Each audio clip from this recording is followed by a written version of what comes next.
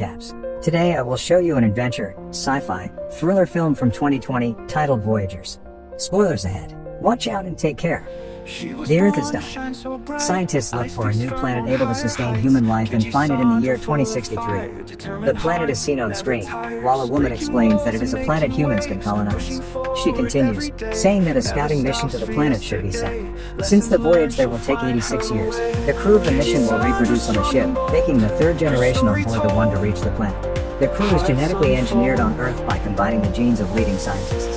A man is seen talking about the reasoning behind this plan, justifying why the crew will be specifically engineered to man the mission, consisting of children raised and trained solely for its purpose. The next step is assessing when they'll be ready to go. The younger the crew is, the longer the resources can be preserved. But the man, Richard, is worried that they might not be fully equipped to deal with the complexity of space travel on their own. Later, Richard is seen entering a facility where the child crew is being raised and gets into full protective gear. He enters the rooms where they live, and when they see him they all rejoice. Richard monitors where they are in their education, and that tucks Christopher, Sullivan and Zach into them. Zach tells him that he's afraid, but Richard comforts him by telling him that he's safe. The next day, Richard is talking to a woman in charge of the mission.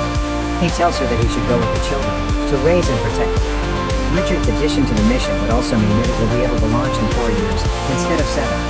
Next, the mission launches with Richard on the helm. The shuttle docks with Humanitas, the ship for the mission. They all go inside and find their quarters. Richard takes one last look of Earth. 10 years later, the children are already adults. The first lesson covers the fertilization for the second generation, which will begin in the 24th year of their lives. The crew goes about their day like robots. They're seen drinking a blue liquid. Christopher and Zach are listening to classical music. Sella walks through the ship and looks out at the space around them. Later, she talks to Richard, saying that the lives of the crew are unimportant. Trying to comfort her, he shows her pictures of his grandparents, telling her that providing for the future is very important. That night, Christopher can't sleep. He listens to the sounds of the ship. The next day, later, he asks Zach about the ingredient T56J. They wonder why the information is unavailable. During the night, the two of them go back to figure out what it is. Christopher bypasses the firewall and is able to find the information.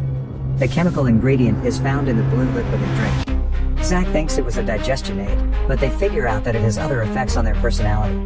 It makes them dull and docile, decreasing their desires and pleasure responses. They're being drugged and pacified, so they don't reproduce naturally and overpopulate the ship. The two of them stop drinking the blue liquid. Later, they share the information with Kai and Julie, along with the information about a hidden compartment on the ship. Later, Christopher is in a session with Richard. He says he knows that he's been lying to them, but only mentions the unmarked compartment. Pod 23.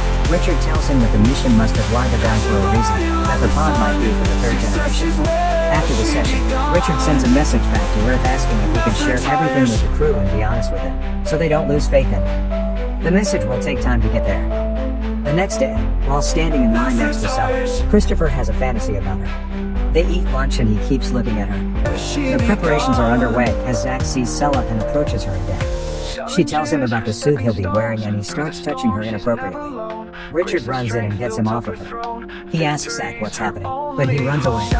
Looking for him, Richard sees Phoebe on the way and she tells him that he stopped taking the drug. Next, he runs into Christopher and finds out that he stopped taking the drug as well. They argue, but Richard tells him that the drug was implemented to stop precisely the type of behavior witnessed in sex. He asks Christopher to help him fix the transmitter, so that when it's online he'll back him up when he voices his suggestions to mission control. All of the other crew members are on their positions in the ship, while prep for the spacewalk is underway. Zach enters the system's room. Richard and Christopher go outside the ship. Christopher is experiencing sensations he hasn't felt before, so Richard keeps an eye on him. Richard repairs one of the transmitter pipes, then goes over to the second. Inside the ship, the noises from the ship can be heard again, and the crew is getting restless. They check to see if anything else is outside. Selleck is the chief medical officer and pronounces him dead. Later, the crew has a meeting, where they speak about what has happened. They mention a creaking sound. One of the crew members says he saw something on the monitor right now. It looked like a force jumping into Richard, like it was something alien. Phoebe starts crying. Christopher comforts them, saying that if they keep it together they'll be alright. The system freezes, and the crew is checking the surveillance archive, but all of the footage has been deleted by the fire in the system's room. They need to choose a new chief officer. Zach says that he should be chief, but the others say that they need an election. All of them vote, and he gets the entire crew working on the other repairs on the ship caused by the fire. The surveillance system is the last thing on the repair list, so they can see what happened to Richard. They hope the drives are intact. Sully goes to his office and looks through his pictures and videos when Christopher arrives at the door. She tells him that she is supposed to destroy his personal archive, even though she doesn't want to do it. She shows him Richard's photographs and they talk about the importance of friends. He asks why Richard told her about his life, thinking that they might have been more than friends, but she explains that he was just feeling alone. They look through his video diary, where he but Zach belittles her and tells Christopher to shut up too. He doesn't care about the rules anymore and tries to get the others on his side, saying Christopher isn't the right leader. Zach thinks he should be the leader and tries to convince the rest of them to become a part of his group, which will be strong enough to fight the alien if it's there.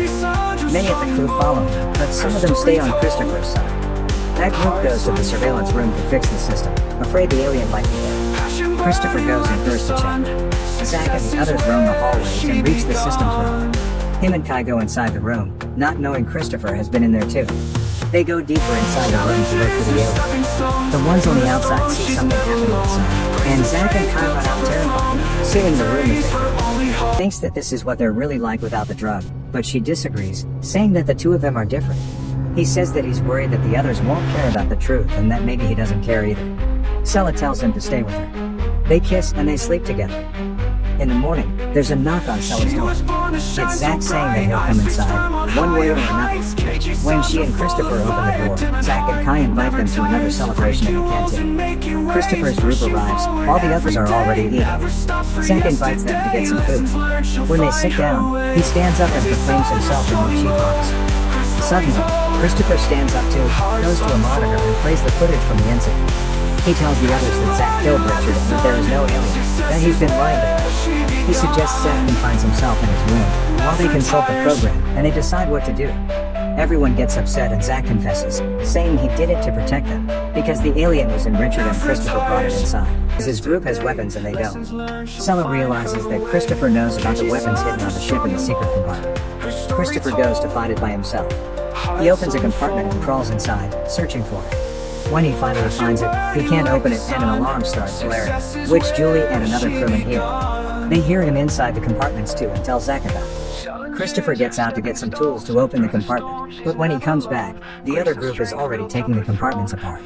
They open the secret compartment and find the weapons. Kai thinks they're meant for the third generation, but Zach says they are for them. Zach asks where the rest are hiding. Sella, Phoebe, and Christopher devise a plan how to get close to Zach.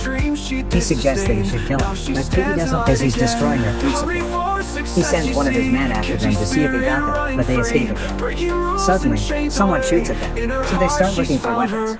Christopher finds a fire extinguisher as Kai comes inside the medbay. They incapacitate him and accidentally kill him. Zach finds them fast and shoots after them as they run away. They get into an airlock and Christopher tells Sella to get into a spacesuit. He covers the window of the airlock. When Zach reaches it, he shoots without hesitation. Suddenly he's sucked inside, because the hatch to the outside has been opened. He grabs Sella and goes to close the hatch, fighting with her and eventually stabbing her with a knife. Christopher pushes him outside the hatch, but as they fight, ends up sucked out in space himself. Before Zach can close the hatch, Sella kicks him out of it. She searches for Christopher, waiting for him to come back and suddenly sees him grabbing onto the ship. The two of them come back inside and tell the others that Zach is gone. They put down their weapons. Sometime later, all of the crew is having lunch in the cantina.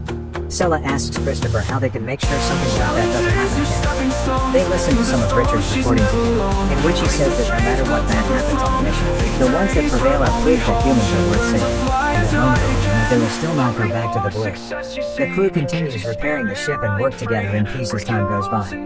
Sella can be seen pregnant and the baby is Christopher's. The baby is born. A few years later, it can be seen running on the ship and joining other children. Those children grow up on the ship as the first generation grows old. 86 years since the start of the mission, the Humanitas can be seen floating in space and engaging its drive to land on the planet. The older generations and the younger ones look toward their new home on the alien planet. Subscribe and turn on notifications so you can watch more videos like this. Thanks for watching.